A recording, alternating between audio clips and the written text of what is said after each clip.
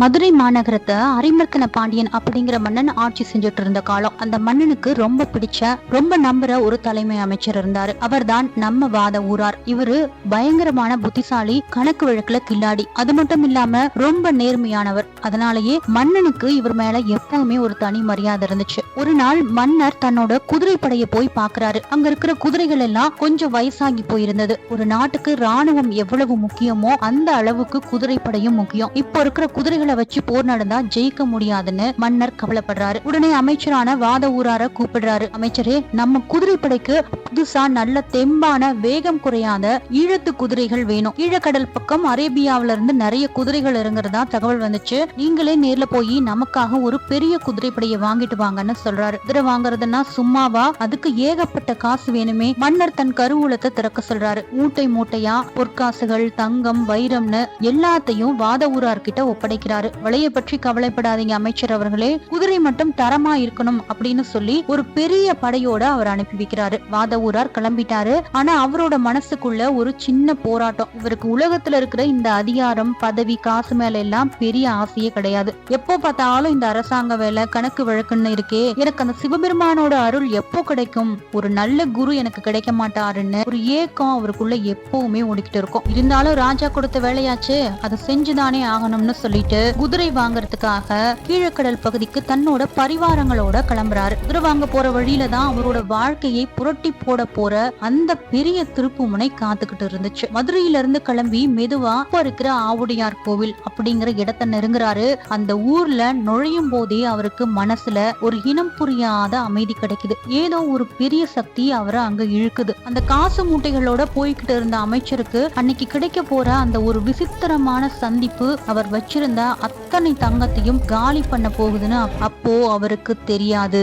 மதுரையிலிருந்து குதிரை வாங்க கிளம்பின வாத ஊரார் திருப்பெருந்துறை அப்படிங்கிற ஊருக்குள்ள நுழையிறாரு. அந்த ஊர்ல ஒரு பெரிய குருந்த மரம் இருந்துச்சு. அந்த மரத்துக்கிட்ட வரக்குள்ளேயே காதுல தேவாமிர்த மாதிரி ஒரு வேத ஒளி கேக்குது. அந்த மரத்தடியில ஒரு பெரிய மகான் உட்கார்ந்துகிட்டு இருக்கிறாரு. சுத்தி நிறைய சீடர்கள். அந்த மகானோட முகம் சூரியனை விட பிரகாசமா இருக்கு. அவரோட கண்ணுல அப்படி ஒரு கருணை. வாத ஊரார் அமைச்சரா வந்த பந்தா எல்லாத்தையும் தூக்கி போட்டுட்டு அப்படியே போய் அந்த மகான் கால்ல விழுந்துட்டாரு. ஏன்னா அவர் தேடிக்கிட்டு இருந்த அந்த குரு இவர்தான் அப்படின்னு அவரோட உள் மனசுக்கு தெளிவா தெரிஞ்சிருச்சு. அங்க உட்கார்ந்து இருக்கிறது வேற யாரும் இல்ல, தன் அடியானுக்காக இறங்கி வந்த சாட்சா தந்த பரமேஸ்வரனே தான். அந்த குரு வாத ஊரார உற்று பாக்குறாரு. வாப்பா வாத ஊரா அப்படின்னு கூப்பிட்டு அவருக்கு சிவஞான போதத்தை கத்து கொடுத்தாரு. அந்த நிமிஷம் வாத ஊராரோட மனசுல இருந்த உலக ஆசைகள் எல்லாம் அப்படியே கரைஞ்சு போச்சு. அமைச்சர் பதவி, மதுரை மன்னன், குதிரைப்படை எதுவுமே அவருக்கு ஞாபகம் இல்ல.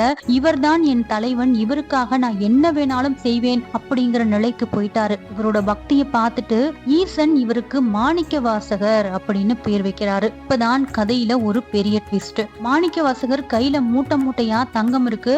அது எதுக்காக மன்னர் கொடுத்தது? குதிரை வாங்கறதுக்காக. ஆனா இப்ப மாணிக்க வாசகர் என்ன பண்றாரு தெரியுமா? எல்லாம் ஈசன் கொடுத்தது, அது ஈசனுக்கே போகட்டும்னு சொல்லி அந்த குருந்த மரத்தடியிலேயே ஒரு பெரிய கோவில் கட்ட ஆரம்பிச்சிட்டாரு. அதுதான் இப்போ இருக்கின்ற ஆவுடையார் கோவில். வர்ற அடியார்கள் எல்லோருக்கும் வயிறார சாப்பாடு போட்டாரு. குதிரை வாங்க வச்சிருந்த அத்தனை பணத்தையும் இறைப்பணிக்கே செலவு பண்ணிட்டாரு. பரிவாரங்கள் எல்லாரும் பதறாங்க. அமைச்சரே, இது ராஜா காசு, குதிரை வாங்காம இப்படி செலவு பண்றீங்களே, ராஜாவுக்கு தெரிஞ்சா நம்ம தலையை உருட்டிடுவாருன்னு பயப்படுறாங்க. ஆனா மாணிக்க வாசகர் எதை பத்தியுமே கவலைப்படல. அவர் இப்போ ஈசனோட போதையில இருக்கிறாரு. அந்த ராஜாவுக்கு குதிரை வேணும்னா என் ராஜா கொடுப்பாருன்னு சொல்லிட்டு முழுக்க முழுக்க கோவில் கட்டுற வேலையிலேயே மூழ்கிட்டாரு. மதுரையில பாத்தீங்கன்னா மன்னர் அரிமர்த்தன பாண்டியன் ரொம்ப நாளா காத்துக்கிட்டு இருக்கிறாரு. குதிரை வாங்க போன அமைச்சர் இன்னும் வரலையே, ஒருவேளை நிறைய குதிரைங்கிறதுனால மெதுவா வர்றாரோ அப்படின்னு முதல்ல நினைக்கிறாரு. ஆனா நாட்கள் வாரங்கள் ஆச்சு, வாரங்கள் மாசங்கள் ஆச்சு, ஒரு தகவலும் இல்ல. கடைசியில ஒற்றர்கள் மூலமா மன்னருக்கு செய்தி போகுது. மன்னா, உங்க அமைச்சர் அங்க குதிரை எதுவும் வாங்கல, நீங்க கொடுத்த பணத்தை வச்சு அங்க ஒரு பெரிய கோவிலை கட்டிட்டு இருக்கிறாரு, அவருக்கு குதிரை வாங்குற எண்ணமே இல்ல போல அப்படின்னு போட்டு கொடுத்துட்டாங்க. இத கேட்ட உடனே மன்னருக்கு ரத்தம் தலைக்கு ஏறிடுச்சு.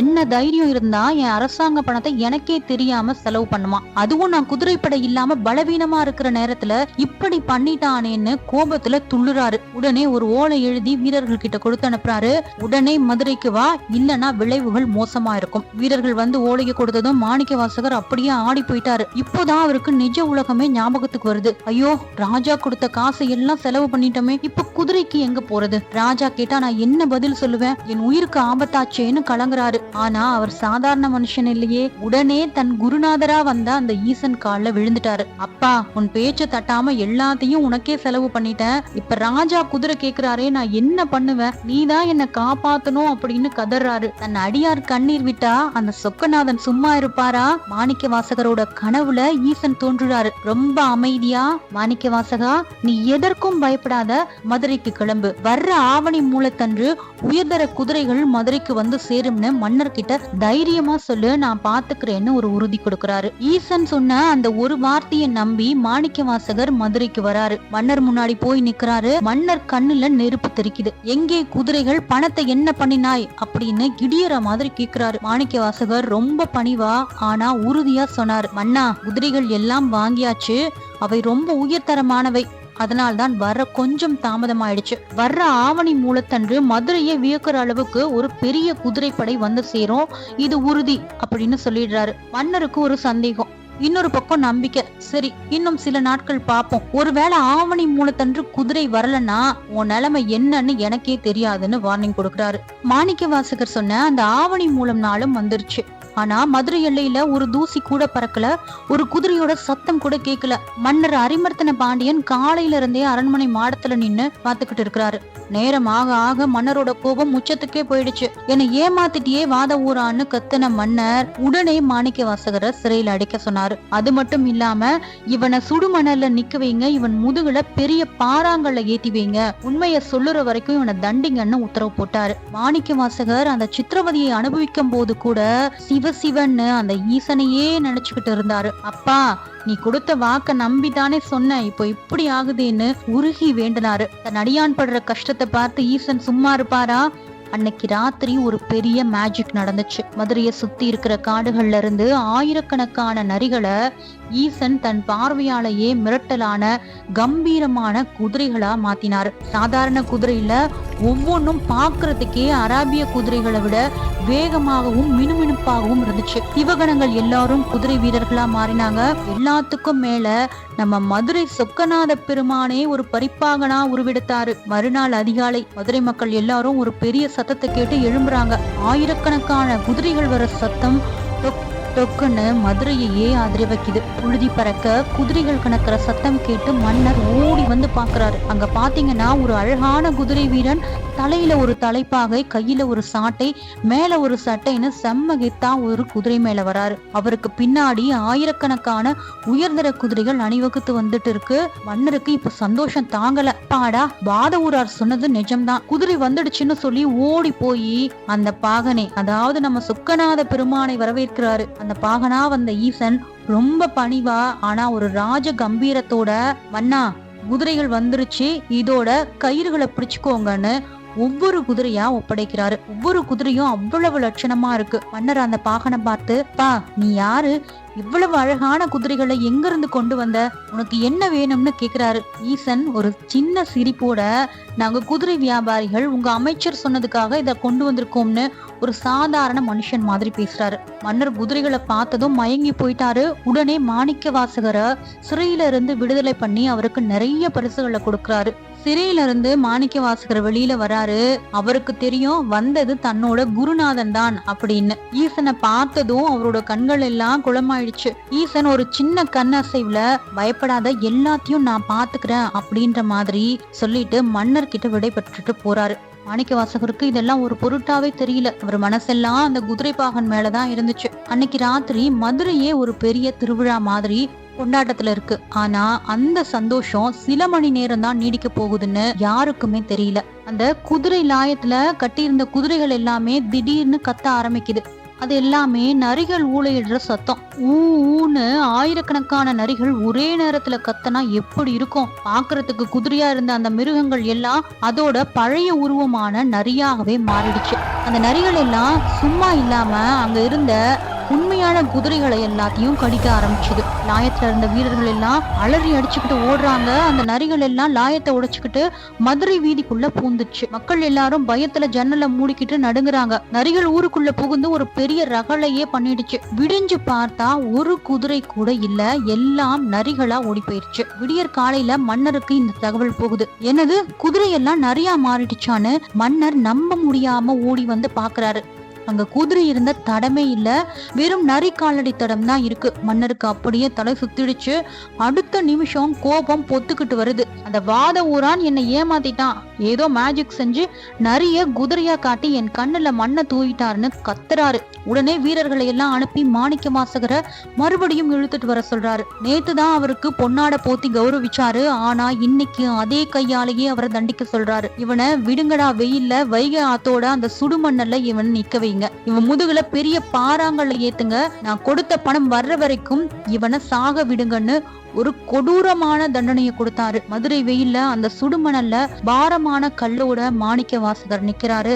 ஆனா அப்பவும் அவர் வாயில சிவாய நம அப்படிங்கிற மந்திரம் தான். ஈசா, நிறைய பரியாக்குனதும் நீதான், இப்போ தண்டனை வாங்க வைக்கிறதும் நீதான், எல்லாமே உன் செயல் தானு அமைதியா இருந்தாரு. மன்னரோட கோபம் தனியில. ஆனா வைகை ஆத்துல ஒரு பெரிய அற்புதம் நடக்க போகுது. தன் அடியான் படுற கஷ்டத்தை பார்த்துட்டு அந்த மதுரை சொக்கநாதருக்கு கோபம் வந்துருச்சு.